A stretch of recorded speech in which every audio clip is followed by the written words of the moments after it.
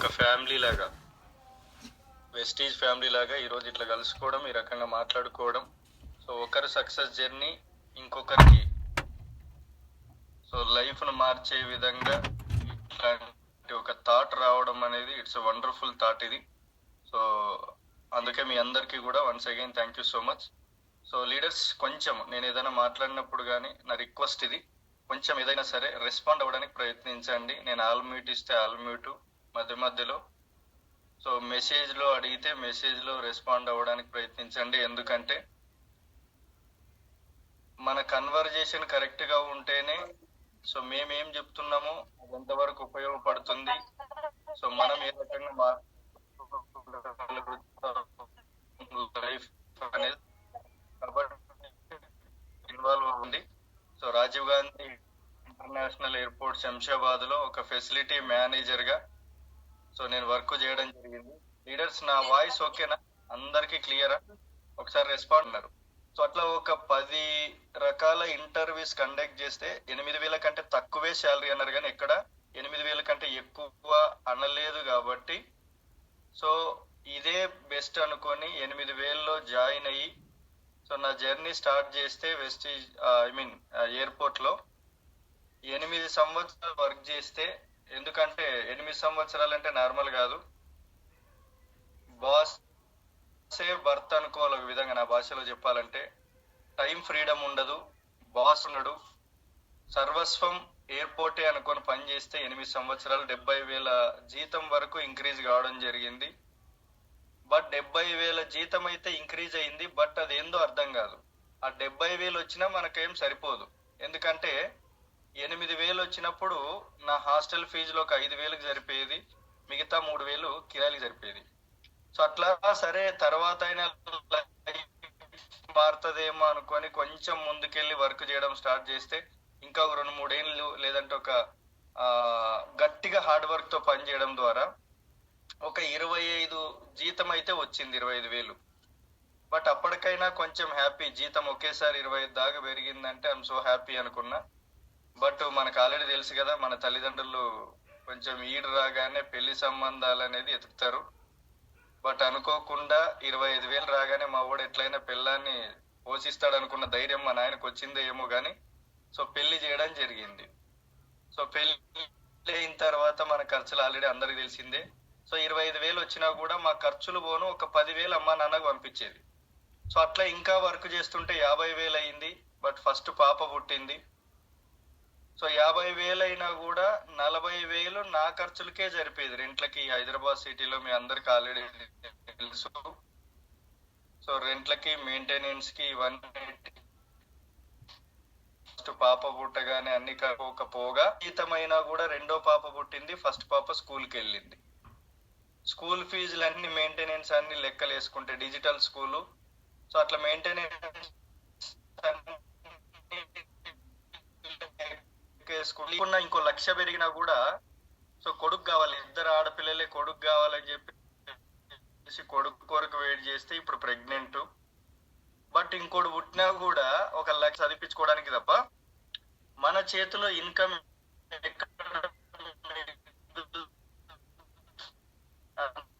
Concept తోటి ఏదైనా కాకుండా ఇంకేదైనా సెకండ్ సోర్స్ లో ఒకటి దొరికింటే బాగుండు, ఇది చేసుకుంటూ అక్కడ కూడా చేసుకుంటే కొంచెం పైసలు ఎక్కువ, ఇంకా ఫ్యామిలీకి భరోసాగా నిలబడొచ్చు తోటి సెకండ్ అని చెప్పేసి. బట్ ఇదే సెకండ్ సోర్స్ ముందు నుంచే సంవత్సరం పడుతుంది, కానీ సోర్స్ ఎయిర్పోర్ట్ లో పనిచేసుకున్నప్పుడు 70,000 జీతము, మేడందేమో 3,97,000. ఇక్కడ ఎవరు తోపు అనిపించిందంటే సో ఇక్కడ ఏదో ఉంది, మేడమే ఒక లెవెల్లో ఉంది కాబట్టి మనం తెలుసుకోవాల్సింది ఉందని ఎంఎస్ఆర్ గురువు గారి యొక్క మీటింగ్లు నాకు తెలిసి ఒక 100 మీటింగ్లకి వెళ్ళింటా. గుంటూరు అంటే గుంటూరు, మంచిర్యాల అంటే మంచిర్యాలు. సో ఎక్కడంటే ఎక్కడ సార్ గురువు గారు ఎక్కడ మీటింగ్లు పెడితే అక్కడ నేను ఫస్ట్ టైం నాకు కుదిరినప్పుడల్లా వెళ్ళేది. సో ఒక క్లారిటీ వచ్చిన తర్వాత నాకు 400 వచ్చినప్పుడే జాబ్ రిజైన్ చేయడం జరిగింది. ఎందుకంటే ఒక క్లారిటీ వచ్చింది, what is the direct selling network marketing, దీన్ని పట్టుకుంటే ఏ రకంగా లైఫ్ మారుతుంది, నేను జాబుల్లో అంతవరకు చూసింది ఏంటంటే అప్పటికే ఒక టెక్నాలజీ వస్తుంది. సో ఎంప్లాయీస్ కి ఇక్కడ ఎయిర్పోర్ట్ లో లైఫ్ ఉండకపోవచ్చు అని కొన్ని ఊహాగానాలు మాకు వినిపిస్తున్నాయి. ఎందుకంటే అక్కడ ఉన్న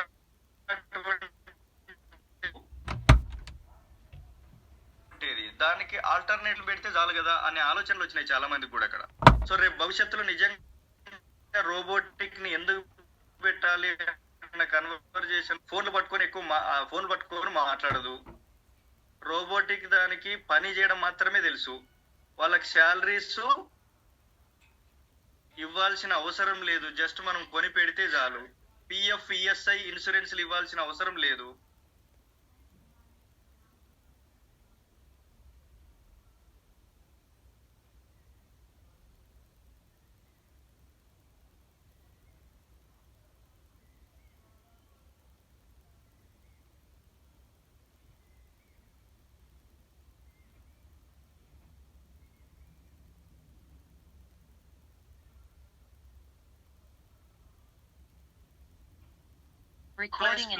టెక్నాలజీ పెరిగి నిజంగా రోబోటిక్ లాంటి సిస్టమ్ వస్తే సో మేనేజర్ క్యాడర్ ఎక్కడ ఉంది, అసలు మేనేజర్ ఎందుకు ఉంటాడు అక్కడ, సో అని అర్థమై నాకు అక్కడ ఫ్యూచర్ అనిపించలే.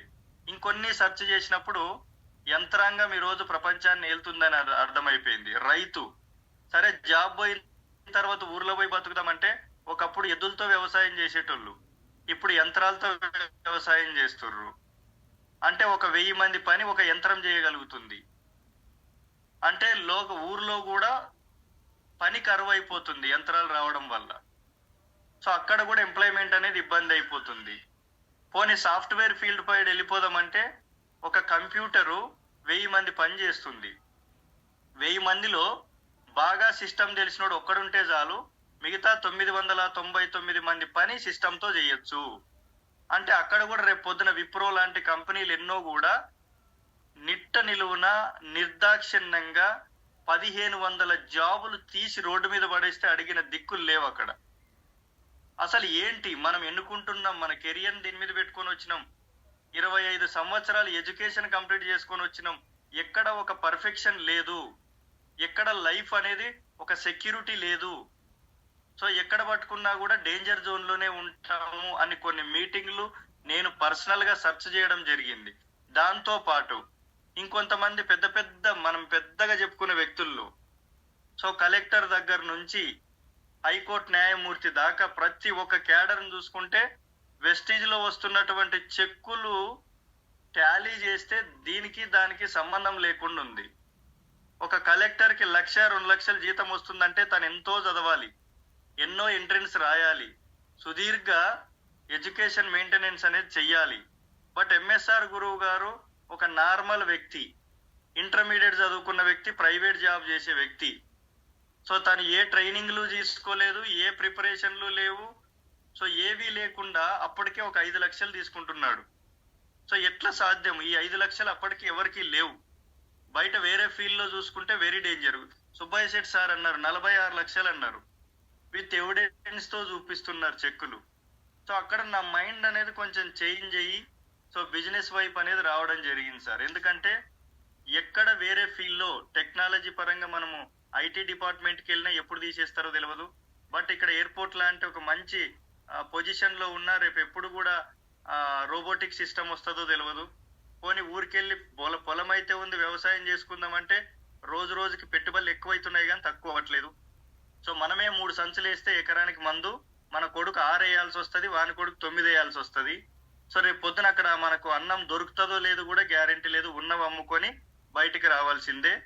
ఎక్కడ చూసినా కూడా ఒక గ్యారెంటీ పర్ఫెక్షన్ లేదనుకొని డిసైడ్ అయ్యి సో ఇక్కడ ఆరోగ్యం ఉంది, ఆదాయం ఉంది, పోనీ వెస్టీజ్ లో కూడా బిజినెస్ పడిపోతుందేమో అని ఆలోచిద్దామంటే ఇది ఒక నోటి మాట ద్వారా మాత్రమే జనాలకు చెప్పాలి. ఒకసారి ఆలోచించండి, కంప్యూటర్ నేను వాడుకున్నా నాకు ఆరోగ్యం బాగైందని చెప్పగలుగుతుందా? పొలంలో పనిచేసే ఒక యంత్రం నేను కూడా వాడుకున్నా ఈ పంట బాగా ఇచ్చిందని చెప్తుందా? ఒకసారి అర్థం చేసుకోండి. అంటే ఏది ఎక్కడ టెక్నాలజీ ఎంత పెరిగినా కూడా 100% నోటి మాట ద్వారా చెప్పే బిజినెస్ కాబట్టి సో దీనికి లైఫ్ ఉంది, మనం పట్టుకోవచ్చు. బట్ ఇక్కడ కొంతమంది నెగిటివ్ స్ప్రెడ్ చేయడం నేను విన్నాను. సార్ దీంట్లో డబ్బులు రావు, దీన్ని పట్టుకోకూడదు, లేట్ అవుతాయి. సో ఇట్లా డిఫరెంట్ వాయిస్ అనేది వినడం జరిగింది. సో 2 రకాల వాయిస్ వింటున్నా నేను. ఒకటి నెగిటివ్ వింటున్నా, ఇంకోటి పాజిటివ్ వింటున్నా. సో నెగిటివ్ ఏంటంటే దీంట్లో ఇది వేస్ట్, మస్తు చూసినాం, డూప్లికేట్ అని మస్తు చెప్తుర్రు. సో రెండోది వచ్చేసి నాకు 30,000 వస్తున్నాయి, 50,000 వస్తున్నాయి, ₹1,00,000 వస్తున్నాయని మీటింగ్లో అర్థమవుతుంది. సో నా మైండ్ని ఎటు తిప్పుకోవాలి? ఇప్పుడు నిర్ణయం అయితే తీసుకున్నా, వచ్చిన నిలబడదామని చెప్పి డిసైడ్ అయినా. బట్ 2 ఆలోచనలు నన్ను బాగా డిస్టర్బ్ చేస్తున్నాయి. ఒకటి డబ్బు రావట్లేదు అంటుర్రు, ఇంకోరేమో వస్తుందని చెప్తున్నారు, ఇంకొంతమంది ఏమో ఇది ఫేక్ అంటుర్రు, ఇంకొంతమంది ఏమో ఇది బెస్ట్ అంటుర్రు. సో ఇక్కడ మనం ఆలోచించాల్సింది నెగిటివా పాజిటివా అన్న థాట్ని తీసుకుంటే, ఎందుకు ఒక 30,000 వచ్చే టైం ఎమ్మటి జర్నీ చేద్దాం, వస్తే మంచిదే కదా, మనకు ఒక అనుభవం అవుతుంది కదా. రాదు అనుకుంటే అక్కడితోటే స్టాప్ కదా. సో ఇది ఒక ప్లాట్ఫామ్ బెస్ట్ అంటున్నారు కదా, రాదు అనుకుంటే అక్కడికే స్టాప్ అవుతుంది మన థాట్. బట్ సరే చూద్దాం అనుకుని ఒక అడుగు ముందుకేస్తేనే కదా మనకు తెలిసేది. సో ఎందుకైనా మంచిది, మనం ఒక నిర్ణయం తీసుకున్నాం కాబట్టి ఖచ్చితంగా ముందుకెళ్దాం అన్న ఉద్దేశంతో ఒక నిర్ణయం తీసుకొని సో వర్క్ చేయడం వల్ల ఈరోజు ఎంఎస్ఆర్ గురువు గారి యొక్క అసోసియేషన్లో సో వండర్ఫుల్గా నాకు ఇట్లాంటి అరుదైన ఒక మూమెంట్ అనేది వస్తుందని నేను అనుకోలేదు.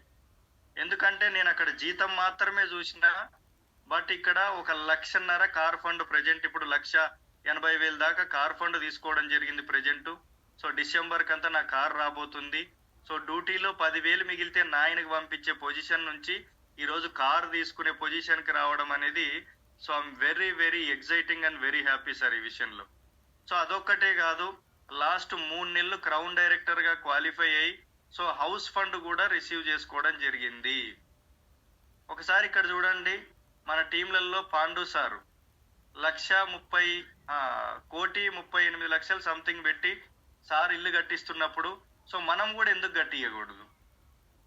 సార్కి అదే ఆపర్చునిటీ, మనకు అదే ఆపర్చునిటీ. సో ఎట్లయినా సరే క్రౌన్ డిసైడ్ అయిపోవాలి, క్రౌన్ మనం నిలబడాలని చెప్పేసి వర్క్ చేస్తే ఈరోజు క్రౌన్ డైరెక్టర్గా 3 నెలలు కంప్లీట్ చేసుకొని హౌస్ ఫండ్ కూడా నేను క్వాలిఫై కావడం జరిగింది. అంటే ఒకసారి అర్థం చేసుకోండి. సో ఇక్కడ నాకు బాగా నచ్చిన పాయింట్ ఏంటంటే, జాబ్లో 70,000 కావచ్చు నా జీతము, సో అక్కడ 8 సంవత్సరాల కాలం పట్టింది. బట్ ఇక్కడ వెస్టీజ్లో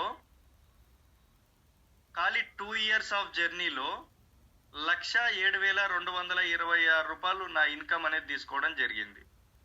సో మీ అందరికీ ఒక క్వశ్చన్ ఏంటంటే, సార్ 2 ఏళ్లలో 1,00,000 వచ్చిందని పట్టుకోమంటారా, 8 సంవత్సరాల్లో 70,000 పొజిషన్ పట్టుకోమంటారా? ఒకసారి మీకు మీరే ఆలోచన చేయండి. సో 2 ఏళ్లలో నాకు బెస్ట్ అనిపించింది వెస్టీజ్ ప్లాట్ఫామ్ పట్టుకోవడం జరిగింది. సో 1,00,000 కొరకు కాదు, ఎందుకంటే నా థాట్ 1,00,000 అనుకుంటే నేను డ్యూటీలో ఇంకో 3 ఏళ్ళు సర్వీస్ చేస్తే నాకు పెరగవచ్చు. అక్కడ కొన్ని సైట్లు ఎక్కువ వస్తే, కొంచెం మ్యాన్ పవర్ పెంచితే నాకు ఆటోమేటిక్గా జీతం పెరుగుతుంది. కానీ నేను వచ్చింది 1,00,000 కొరకు అయితే కాదు. సో 1,00,000 ఉన్నాయన్నారు. సో ఎట్లయినా సరే 1,00,000 ఎట్లా వస్తాయన్న ఒక థాట్ తీసుకుంటే, ఒక 2 సంవత్సరాలకే 1,00,000 వస్తే, ఒక 200 మంది మ్యాన్ పవర్ పని చేసేటోళ్ళు ఉంటేనే 1,00,000 వస్తే, మళ్ళీ దాన్ని 400 చేస్తే 2026 కంతా 400 మందిని చేస్తే ఈజీగా 2,00,000 అవుతుంది. 2027 కంతా 800 చేస్తే ఈజీగా 4,00,000 అవుతుంది. 2028 కంతా 2,400 మందిని చేసుకుంటే 16,00,000 నా లెవెల్కి వచ్చేస్తుంది. జస్ట్ 4 ఇయర్స్ ఆఫ్ జర్నీలో, అప్కమింగ్ 4 ఇయర్స్ ఆఫ్ జర్నీలో, జస్ట్ ఒక 4 ఇయర్స్. యాజ్ ఆఫ్ నౌ నా ఏజ్ వచ్చేసి 33 ఇయర్స్ సార్. మహా అంటే ఇంకో 4 సంవత్సరాలు, 37 సంవత్సరాల వయసులో 16,00,000 క్యాడర్కి వెళ్ళగలిగితే బొమ్మ ఏ రకంగా ఉంటుందో ఒకసారి అర్థం చేసుకోండి సార్. మంది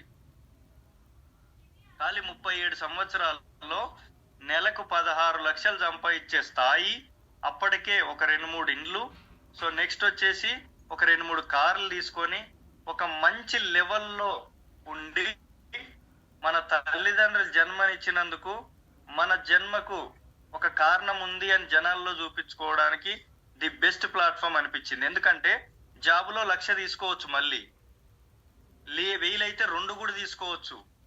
ఎప్పుడు వరకు అంటే అక్కడ 2028 వస్తుంది, 30 వస్తుంది, 40 వస్తుంది, 50 కూడా వస్తుంది, వీలైతే 60 కూడా వస్తుంది. కాలం ఆగదు, 100% వస్తుంది. మరి 2050 కంతా మన ఏజ్ ఎంత ఉంటుంది అనేది ఒకసారి చూసుకోవాలి మనం ఖచ్చితంగా. రిటైర్మెంట్ స్థాయి వస్తుంది అక్కడ. సార్ అక్కడ పిఎఫ్లు వస్తాయి, డిఏలు వస్తాయి, బాగానే ఉంటాయి. కానీ ఇప్పుడు మనం ఏ కాలంలో నడుస్తున్నామంటే కెమికల్ యుగంలో నడుస్తున్నాం. ఈ కెమికల్ తాగడం వల్ల మనకు ఆల్రెడీ తెలిసి థమ్స్అప్ తాగడం వల్ల షుగర్ వస్తుంది, షుగర్ కలుపుతారు కాబట్టి. సో ఆల్రెడీ మనము నీ పేస్ట్లో ఉప్పు ఉందని ఒక ఆమె చెప్తే ఆ ఉప్పు వల్ల బీపీ వస్తుంది. ఉప్పు ఎక్కువయ్యే కదా జనాలకు బీపీ వచ్చేది. సో ఆయిల్ వల్ల మనకు ఆల్రెడీ తెలుసు పీసీఓడి ప్రాబ్లమ్స్. మన అమ్మాయి ఎప్పుడు మెచ్యూర్ కావాలనో ఆయిలే నిర్ణయిస్తుంది, జుట్టు ఎప్పుడు ఊడిపోవాలనో ఆయిలే నిర్ణయిస్తుంది, స్కిన్ ఎట్లా ముడతలు పడాలనో ఆయిలే నిర్ణయిస్తుంది. సో పీసీఓడి ప్రాబ్లం ఆయిలే నిర్ణయిస్తుంది. సో అంటే ప్రొడక్ట్ నిర్ణయిస్తుంది కెమికల్ యుగం ఇదంతా కూడా. ఇప్పుడు ఈ కెమికల్ వల్ల మనకు వచ్చే రోగాలకైనా మన పిఎఫ్ సరిపోతుందా రిటైర్మెంట్ తర్వాత? సో అంతా అయిపోయిన తర్వాత 60 సంవత్సరాల తర్వాత గవర్నమెంట్ ఇచ్చే పెన్షన్ మీద ఆధారపడదామా? సో అక్కడ వెళ్తే ఖచ్చితంగా ఏజ్ పెరుగుతుంది కానీ పైసా పెరగట్లే. సో ఇక్కడ కేవలం ఇంకో 2 ఏళ్ళు గడిచింది, 1,00,000 వచ్చింది, మహా అంటే ఇంకో 4 ఏళ్ళు అయిపోతుందేమో. బట్ నో ప్రాబ్లం, 16 లక్షల స్థాయి. అంటే నాకు ఇక్కడ వయసు పెరగట్లేదు కానీ పైసా పెరుగుతుంది. అదే డ్యూటీలోన వయసు పెరుగుతుంది కానీ పైసా పెరగదు. సో కామన్ గా లాజికల్ గా ఆలోచించండి సార్, మనకు పెరగాల్సింది వయసా పైసా? ఒకసారి రెస్పాండ్ అవ్వండి. పెరగాల్సింది పైసా వయసా? ఒక్కసారి మీకు మీరే ఆలోచించుకోండి. సో పెరగాల్సింది 100% పైసా పెరగాలి కానీ వయసు కాదు. మనం చేసే ఏ పనిలో అయినా సరే, ఎక్కడైనా సరే నిజంగా పైసా పెరుగుతుందా లేకపోతే వయసు పెరుగుతుందా? సో నీ వయసు అంతా ఎవరిని బాగు చేయడానికి కష్టపడుతున్నావు బయట. నిజంగా మన అమ్మ అయ్య ఎవరినో బాగు చేయడానికి పుట్టించుకుర్రా? నేను ఓపెన్ గా అడుగుతున్నా సార్. మన అమ్మ అయ్య ఎవరినో బాగు చేయడానికి మనల్ని పుట్టించుకుర్రా? నువ్వు బాగు బతుకు బిడ్డ అని చెప్పేసి మనల్ని పుట్టించుకుర్రా? నెక్స్ట్ మన వాళ్ళ తర్వాత వచ్చే వంశాలని బాగా చూసుకోరా అని చెప్పి మనల్ని జన్మనిచ్చిర్రా? మరి మన జన్మంతా కూడా ఎవరికి ఊడిగా పనిచేయడానికి ఏజ్ పెంచుకునే దగ్గర పనిచేస్తున్నాం సార్ మనము. సో నాకు అర్థమైంది, పెరగాల్సింది పైసా వయసు కాదు. సో డిసైడ్ అయినా ఇంకొక 4 ఏళ్ళైనా పర్లేదు కానీ సో నిలబడి కొడితే మాత్రము లైఫ్ మొత్తం ఖాందాన్లో మన జీవితం మారిపోవాలి. ఎవర్రా మన దగ్గర డబ్బు ఉండేటోడంటే, బాగా సంపాదించగలిగేటోడు ఎవర్రా అంటే మన వైపు తిరిగి చూసే విధంగా మలచాలని చెప్పేసి డిసైడ్ అయిపోయినాం సార్. సో ఎందుకంటే ఇది మనలో కాదు, మనలో సత్తా ఉన్న ఆపర్చునిటీ ఉండాలి ఏదైనా సరే. ఎంత స్కిల్ ఉన్నా కూడా ఆపర్చునిటీ లేకపోతే బూడిదలు వేసిన పన్నీరే.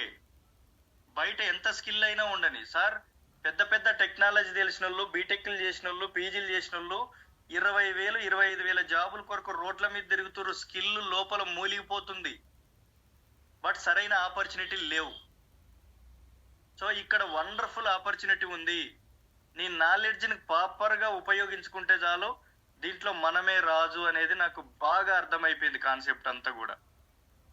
సో పట్టుకుంటే వెస్టీజే పట్టుకోవాలి, మార్చుకుంటే తలరాత ఇక్కడే మార్చుకోవాలని చెప్పి డిసైడ్ అవ్వడం జరిగింది. ఎందుకంటే జాబులో నా ఫ్రెండ్ అనుకోకుండా నాతో పాటు ఒక మేనేజర్గా చేసే వ్యక్తి, సో నా కళ్ళ ముందే మేమిద్దరు బండ్ల మీద పోతున్నప్పుడు అనుకోకుండా ఎవడో ఒకడు వచ్చి కార్ తోటి కొట్టేసుకొని పోయింది కార్ని మొత్తం, బండిని. అక్కడికక్కడికే స్పాట్లో డెడ్ సార్, మొత్తం కంప్లీట్ గా. సో నాకు ఆ సన్నివేశము బాగా మైండ్ లో అది రిటర్న్ అయ్యేది బాగా. ఎందుకంటే రేపు పొద్దున నా కళ్ళతో నేను చూసిన తర్వాత రేపు పొద్దున నా ఫ్యామిలీకి కూడా ఇదే జరిగితే అసలు నా ఫ్యామిలీ పరిస్థితి ఏంటి? సో అనుకునే మైండ్ సెట్ తో ఉన్న నాకు 3 generations ఇన్కమ్ అనేది చాలా వండర్ఫుల్ గా కనెక్ట్ అయిపోయింది. నాకు బతికితే దీని కొరకైనా బతికి చేయొచ్చు అనిపించింది. ఎందుకంటే నా కళ్ళ ముందే లైవ్ లోనే మా ఫ్రెండ్ రక్తపు మడుగుల్లో చనిపోయినప్పుడు వాళ్ళ ఫ్యామిలీకి కంపెనీ ఇన్సూరెన్స్ లాంటివి ఇస్తా అని చెప్పి కూడా డబ్బులు కూడా ఇస్తామని చెప్పేసి ఎగ్గొట్టిన రోజులు ఉన్నాయి. దానికి 100 ఫార్మాలిటీస్ చెప్తే 100 ఫార్మాలిటీస్ చేయకపోగా ఫ్యామిలీ నడి రోడ్డు మీద పడిన సందర్భాలు మేము చూసినాం సార్. సో అట్లాంటి సందర్భాల్లో నుంచి ఎప్పుడెప్పుడా అని చెప్పేసి నాకు చూస్తున్న టైంలో వెస్టీజ్ లో ఒక 3 generations ఇన్కమ్ ఉంటది. ఆల్రెడీ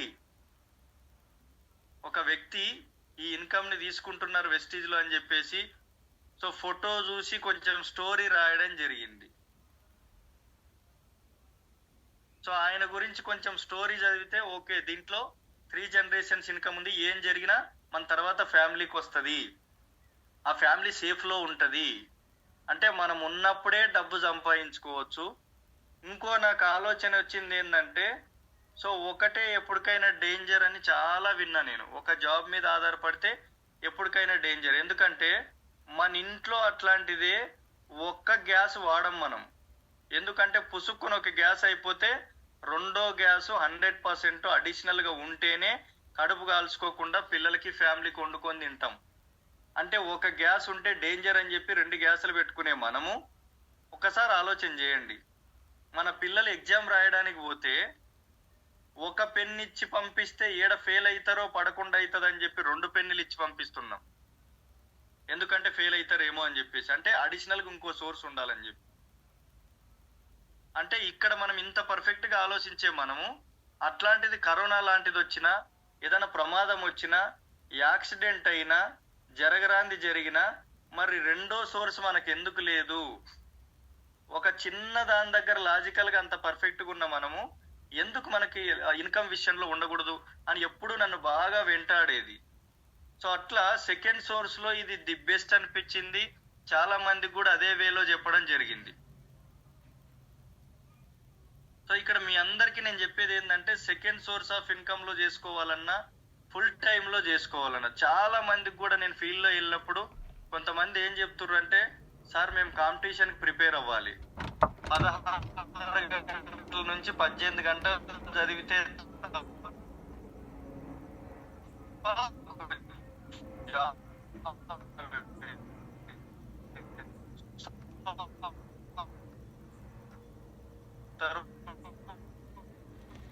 మిగతా అంతా కూడా రోడ్డు పాలు.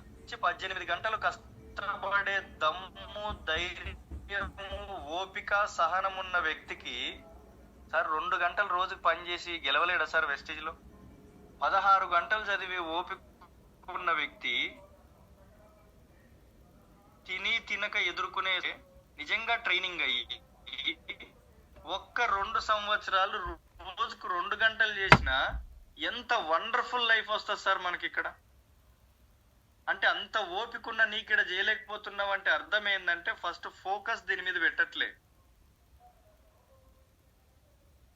ఆఖరికి టీచర్లు కూడా, ప్రైవేట్ టీచర్లు ఇప్పుడు మనకు అడ్మిషన్ స్టార్ట్ అయిపోయినాయి, సార్ మా పిల్లల్ని జాయిన్ చేయించండి మా స్కూల్లో అని చెప్పేసి మీ పిల్లల్ని జాయిన్ చేయించండి అని ఇల్లిళ్ళన తిరుగుతారు. కానీ అంత ఓపిక ఉంది, అవతల ఇంటికి పోయినప్పుడు వాళ్ళు అవమానించినా పడేంత ఓపిక ఉంది, తట్టుకునేంత ధైర్యం ఉంది. బట్ అదే అవమానం వెస్టీజ్ లో పడితే గెలవలేమా సార్? 12,000 నుంచి 18,000కి అంత అవమానం పడుతున్నామే.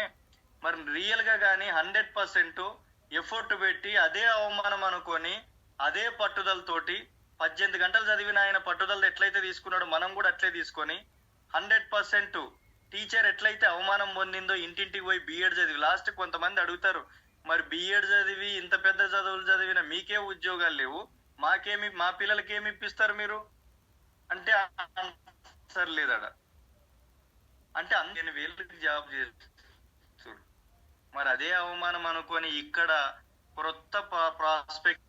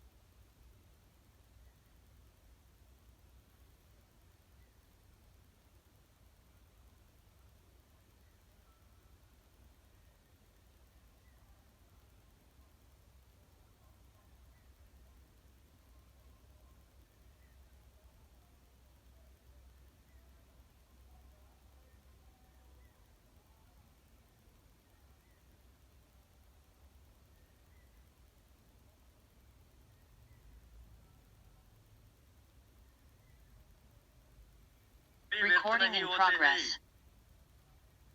శ్రమ ఎప్పుడు వ్యర్థం కాదు అని గురువు గారు కూడా ఎప్పుడు చెప్తూనే ఉంటాడు.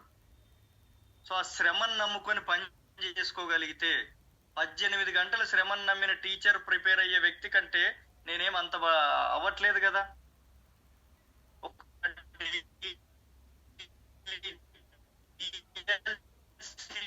అంటే 2 గంటలు చేసేయాలి ఇచ్చొస్తాం అంతే. ఒక హోమ్ మీటింగ్ గంటలు చేసినా కూడా 4 హోమ్ మీటింగ్లు చేసినా 4 గంటలు. 18 గంటలు ఏడ కష్టపడుతున్నాం సార్ వెస్టీజ్ లో మనము. వాళ్ళకంటే ఎక్కువైతే మనం చేయట్లే.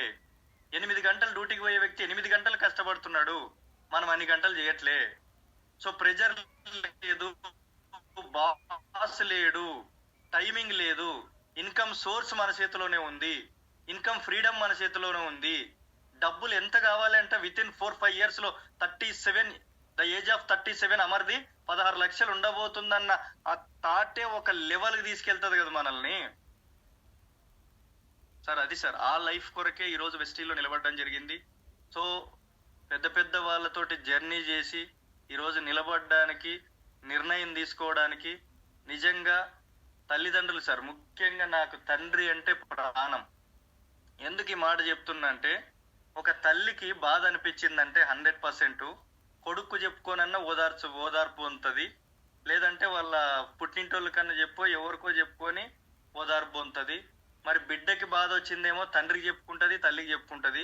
కొడుక్కి బాధ వస్తే సేమ్ తల్లి అయితే తల్లి, తండ్రికి అయితే తండ్రికి చెప్పుకుంటాడు. బట్ ఒక తండ్రికి బాధ అనిపిస్తే ఏ తండ్రి అయినా ఎవరికైనా తన బాధని ఎవరికైనా చెప్పుకోంగా మీరు విన్నారా? చెప్పుకొని బాధపడంగా మనం విన్నామా సార్?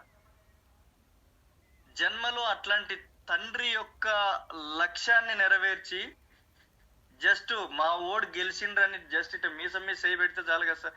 జన్మ అంతకంటే ఇంకేముంది? సో సార్ నేను డ్రీమ్ పెట్టుకున్నది అది మెయిన్ గా. సో డబ్బులు సంపాదిస్తాం, నాకు అర్థమైపోయింది సీన్ అంతా కూడా. దీంట్లో ఏ రూట్ లో వెళ్తే మనం గెలుస్తామో నాకు అర్థమైపోయింది. బట్ తండ్రి కళ్ళల్లో మాత్రం ఆనందం చూడాలి. అది చూడాలంటే ఈరోజు టీచర్ కంటే, ప్రిపరేషన్ కంటే ఎక్కువ కష్టపడితే ఇంకా వండర్ఫుల్ గా విత్ ఇన్ షార్ట్ టైమ్ లో మనం రాగలుగుతామని చెప్పి డిసైడ్ అయి పనిచేస్తున్నాం సార్. సో ఇవన్నీ లక్షణాలు ఒక రోజులో రాలే. సో ఒక క్లారిటీ ఒక రోజులో రాలే. బిజినెస్ గురించి ఒక రోజులో మొత్తం మనకు అర్థం కాలే. బట్ కొన్ని రోజులు జర్నీ చేసిన తర్వాత ఒక్కొక్కటి రియాలిటీలోకి వస్తుంటే ఫుల్గా అర్థమైపోయి ఈరోజు ఒక కత్తుల్లాగా తయారైపోతున్నాం.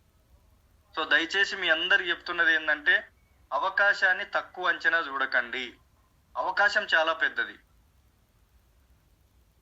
సో మనకందరికి ఆల్రెడీ తెలుసు, రేవంత్ రెడ్డి సారు 10,000 జాబా మేళ వదిలితే జాబ్ మేళలో Vestige is the best and opportunity ఇచ్చే దాంట్లో హైయెస్ట్ ప్లేస్ లో ఉంది సార్. ఒకవేళ కంపెనీ ఫేక్ అయితే రేవంత్ రెడ్డి సార్ ఎందుకు జాబులు చేసుకోండి దీంట్లో అని చెప్తాడు? So simple logic. ఈరోజు ఢిల్లీలో ఒక యూనివర్సిటీ ఎందుకు స్థాపించబడుతుంది డైరెక్ట్ సెల్లింగ్ నెట్వర్క్ మీద? అమీర్పేట్లో ఈరోజు కోచింగ్ సెంటర్లు ఎందుకు వస్తాయి? క్వశ్చన్ పేపర్లో ఈరోజు డైరెక్ట్ సెల్లింగ్ గురించి ఎందుకు అడుగుతాడు? గవర్నమెంట్ ఎగ్జాముల్లో క్వశ్చన్ పేపర్లో డైరెక్ట్ సెల్లింగ్ గురించి ఎందుకు అడుగుతారు?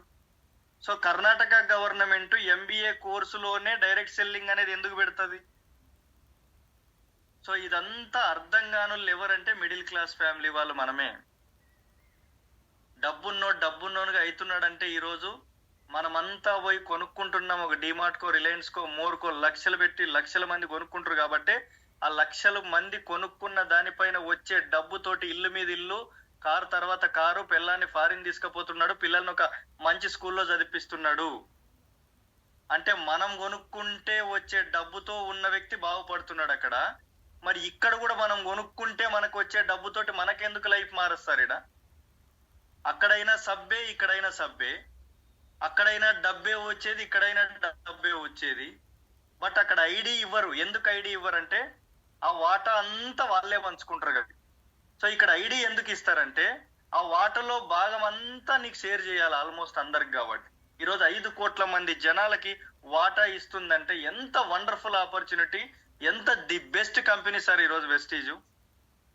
మన దరిద్రం ఏంటంటే అక్కడ సబ్బు రాంగ్ అని తెలుసు, కెమికల్ అని తెలుసు, మనం దానికే టిక్ కొడతాం. ఇది ఆర్గానిక్ అని తెలిసిన అక్కడ వాడుకొని చెప్పడం తెలుసు, బట్ ఇక్కడ వాడుకొని చెప్తామన్నా కూడా ఇదే రాంగ్ అంటాం, దానికే టిక్ కొడతాం. సార్ సింపుల్ గా ఆలోచించండి. ఒక 3,000 పెట్టి సామాన్ సిఎన్సీలో ఉండి సామాన్ తీసుకుంటే ఆ 3,000లో ఒక 500 వస్తే చాలు కదా, 2,500 కదా మన చేతి నుంచి పడేటప్పుడు. అదే 3,000లో ఒక 1,000 వచ్చినా చాలు కదా, 2,000 కదా మన చేతి నుంచి పడేది. అదే 3,000కు 3,000 వస్తే జీరో కదా. బయట నువ్వు ఎన్ని రోజులు కొన్నా జీరో అన్న మాట వస్తుందా? మన జీతంలో నుంచే పెట్టాలి, కష్టపడే దాని నుంచే పెట్టాలి. బట్ ఇక్కడ 4 నెలలు 5 నెలలు కొంటే చాలు, ఒక డైరెక్టర్ అయి కంపెనీ అవకాశం ఇచ్చి కొంచెం ఆ డైరెక్టర్ నిలబెట్టుకుంటే చాలు, ఒక 3,000 4,000 వచ్చినా ఆ కంపెనీ ఇచ్చే డబ్బుతోటే సామాను కొంటాం. కానీ ₹1 అయినా మనం చేత్తో పెట్టగలుగుతామా? ఒక్కసారి ఆలోచన చేయండి. ఒక ₹1,000 ఇస్తే ఓటు ఎక్కడో పోయి గుద్దే మనస్తత్వాలు ఉన్న జనాలకి నిజంగా దీంట్లో ఒక 1,000 ఉన్నాయి, ఒక 3,000 తీసుకో 4,000 తీసుకొని ఆ రూట్ గాని నేర్పించి ఇప్పించగలిగితే సార్ గెలవలేమా ఈ బిజినెస్ లో? 100% నాకు వచ్చిన థాటు కరెక్ట్ పర్ఫెక్షన్ లోకి మనం వస్తే మాత్రం 100% గెలుస్తాం. ఎందుకంటే ఇక్కడ 3,000కు 3,000 పెట్టకుండా మన ఇల్లును గడుపుకునే పొజిషన్ ఇక్కడ ఉంది వెస్టేజ్లో, బయట ఎక్కడా లేదు. నిజంగా నీ తలరాత్రను మార్చుకోవాలన్న డ్రీమ్స్ నీకుంటే ఇంకా అదే 3,000 కాదు, లాక్స్ ఆఫ్ ఇన్కమ్ లోకి వెళ్ళిపోవచ్చు. సో నేను మీ అందరికి చెప్పేది అదే అన్నట్టు, ప్లాట్ఫామ్ చాలా గొప్పది. అక్కడ కొంటే ఎవడో బాగుపడుతుండే, ఇక్కడ కొంటే మనమే బాగుపడుతున్నాం. సరే మన ఇంటికి ఒక ₹1,000 వచ్చేది ఫేకా? అంటే వాళ్ళ ఇంటికి లక్షలు పోయేది ఫేక్ కాదు. మన ఇంటికి ఒక ₹1,000 కారో లేకపోతే లక్షనో, ఈరోజు అమర్నాథ్ సార్కి 1,00,000 వచ్చిందంటే ఫేకా నాకు ఇది? ఒక్కసారి ఆలోచన చేయండి. దేన్ని ఫేక్ అనుకుంటున్నాం మనం అంటే, మన ఇంటికి డబ్బు రూపంలో మన దగ్గరకు వచ్చేదాన్ని ఫేక్ అనుకుంటున్నాం మనం. అదే మన ఇంటి నుంచి డబ్బులు లూటీ చేసుకొని అవతలోడు బాగుపడితే దాన్ని రైట్ అని టిక్ కొడుతున్నాం. So what kind of mindset we have sir? ఒకసారి ఆలోచన చేయండి. ఎట్లాంటి మైండ్ సెట్ ఉంది మనకు? నిజంగా బిజినెస్ ఏ రకంగా అర్థం చేసుకుంటున్నాం? That is very very important sir. So ఈ కాన్సెప్ట్లన్నీ, దీంట్లో ఉన్న కొన్ని ట్రిక్స్ అర్థం చేసుకొని ఈరోజు యుద్ధం పెడితే సార్ ఒక లెవెల్లో ఉంది సార్ బిజినెస్. అయితే ఆడుకుంటూ పాడుకుంటూ ఎంజాయ్ చేసుకుంటూ చేస్తున్నాం ఇప్పుడైతే. ఎక్కడ కూడా స్ట్రెస్ తీసుకోవట్లేదు బిజినెస్ విషయంలో అయితే మేము. సో రీజన్ ఏంటంటే, ఫస్ట్ అనుమానంతో మనం బిజినెస్ చేస్తే ఎప్పుడు కూడా స్ట్రెస్ గానే ఫీల్ అవుతాం. టీం రాలేదు. కరెక్ట్ గా నేర్చుకొని పని చేస్తే ఈజీ సార్. సో ఇది మాకు అర్థం అయిపోయింది. సో అందుకే నా డ్రీమ్ ఇంకో 4 ఏళ్లలో 16 లక్షలు డ్రీమ్ పెట్టుకొని పని చేస్తున్నా. సో ఎంఎస్ఆర్ గురువు గారి యొక్క బాటలోను, సో మనకు ఆల్రెడీ తెలుసు పెద్ద పెద్ద లీడర్ పాండు సార్ లాంటి వ్యక్తులు కానీ, పంచాయత్ సెక్రటరీ సీన్ సార్ లాంటి వ్యక్తులు కానీ, సో ధనలక్ష్మి మేడం లాంటి వ్యక్తులు, ముఖ్యంగా బీబీ మేడం లాంటి వ్యక్తులు, ఒక్కసారి ఆలోచన చేయండి. వీళ్ళందరూ గెలిచినప్పుడు మనం ఎందుకు గెలవలేం సార్? వాళ్ళందరూ రూట్ మనకి వేసినప్పుడు మనం ఎందుకు ఆ రూట్ లో పోలేం సార్? బీబీ మేడం ఆ రూట్ లో వెళ్ళినప్పుడు నాకు అవమానం అనిపించింది. ఒక ఎడ్యుకేషన్ నాన్ క్వాలిఫైడ్ పర్సన్ ఎక్కడ కూడా అట్లాంటి వ్యక్తే గెలవగలిగినప్పుడు, నిజంగా టాలెంట్ ఉండి దమ్ము ధైర్యం గట్సు ఉండి కరెక్ట్ బిజినెస్ కాన్సెప్ట్ని అర్థం చేసుకోగలిగితే మనం ఎందుకు చేయలేం? సో ఇలా అర్థం చేసుకొని బిజినెస్ లో నిలబడితే, ఒక మంచి లీడర్షిప్ లో నా కింద ఒక 50 మంది టీంకి ఇన్కమ్ అనేది ఇప్పించడం జరిగింది. సో నేను మాత్రమే కాదు, నాకు సాటిస్ఫాక్షన్, నా టీంలో ఇన్కమ్ తీసుకునే వాళ్ళు రెడీ అయిపోయారు. సో ఇప్పుడు డిసెంబర్ కంతా ఆల్మోస్ట్ ఇప్పుడు ప్రెజెంట్ 4 స్టార్ డైరెక్టర్లు అనేది కావడం జరిగింది. సో నెక్స్ట్ ఇంకో 6 మందిని చేస్తే ఈ ఇయర్ ఎండింగ్ అంతా ఆల్మోస్ట్ డిసెంబర్ కంతా 10 మంది కార్లు అచీవర్లుగా చేయాలి, 10 మంది లక్ష లీడర్లుగా తయారు చేసుకోవాలని డ్రీమ్ పెట్టుకొని పనిచేస్తున్నాం. 2025 డిసెంబర్. సో 26 కంతా 10 కాస్త 20 అవ్వాలి. సో నెక్స్ట్ 27 కంతా 20 కాస్త 40 అవ్వాలి. 28 కంతా 40 కాస్త 80 అవ్వాలి. సో ఈ డ్రీమ్ పెట్టుకొని 80 మంది నుంచి 100 మంది లక్ష లీడర్లు, సో 80 మంది నుంచి 100 కార్ లీడర్లు నా టీంలో రావాలని ఒక గోల్ పెట్టుకొని యజ్ఞం చేస్తున్నాం. సో ఇదంతా ధైర్యం నింపినటువంటి అవర్ గ్రేట్ గురూజీ ఎంఎస్ఆర్ గారికి once again thank you so much.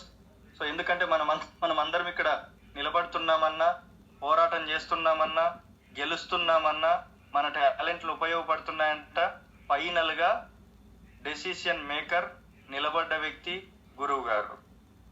So గురువు గారి యొక్క మంచి మంచి విలువైన నీతి నిజాయితీతో కూడుకున్న మాటలు నరాల్లో ఎక్కించుకొని ఈరోజు పని చేస్తే సక్సెస్లు వస్తున్నాయి సార్. సో మీ అందరికీ కూడా, ఎందుకంటే నమ్మకం, ఈ బిజినెస్ లో ది బెస్ట్ ఉండాల్సింది ఏంటంటే నమ్మకం సార్ ఫైనల్ గా. ఎందుకంటే నేను ఒక చిన్న పాయింట్ చెప్పి నేను వదిలేస్తాను నమ్మకం అనే విషయంలో. ఇది వెరీ వెరీ ఇంపార్టెంట్ సార్. రేపు నేను మీ దగ్గరకు వచ్చి సంతూర్ సబ్బు గురించి మీకు ఆల్రెడీ తెలుసు, సంతూర్ సబ్బు వాడుకుంటే చచ్చిపోతావని చెప్తా, సంతూర్ సబ్బు వాడుకుంటే నల్లగా కర్రగా అయిపోయినావని చెప్తా, సంతూర్ సబ్బు వాడుకుంటే దురద వస్తుందని చెప్తా. సార్ ఎంతమంది నమ్ముతారు సార్ ఈ మాట నేను చెప్తే? ఒకసారి మెసేజ్ చేయండి, ఎంతమంది నమ్ముతారు ఈ మాట, నేను ఈ మాట చెప్పడం ద్వారా? కుదిరితే ఆల్ మీట్ ఇవ్వండి సార్, మళ్ళీ క్లోజ్ చేసుకోవచ్చు. ఇది వెరీ ఇంపార్టెంట్ లాస్ట్ పాయింట్. ఇది నమ్మకం అనే విషయం గురించి నేను చెప్తా.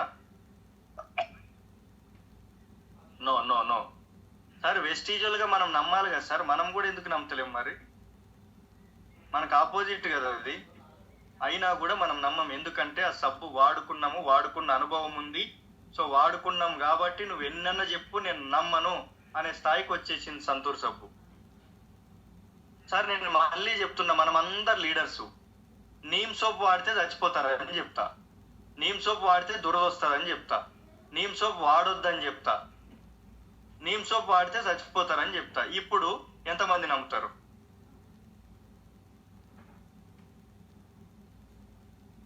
ఇక్కడ కూడా no no no no no అంటే చాలా మంది బయట మార్కెట్ లోకి వెళ్ళగానే సార్ ఇది కొత్త కంపెనీ అని చెప్పేసి ఈ ప్రోడక్ట్ వాడాలంటే భయపడుతున్నారు. సో ఈ జనాల్లోకి తీసుకుపోవాలంటే చాలా క్రిటికల్ అవుతుంది సార్. ఒకసారి అర్థం చేసుకోండి, వాడిపిస్తేనే కదా దానివల్ల ప్రమాదం లేదనేది ఆ వ్యక్తికి అర్థమయ్యేది.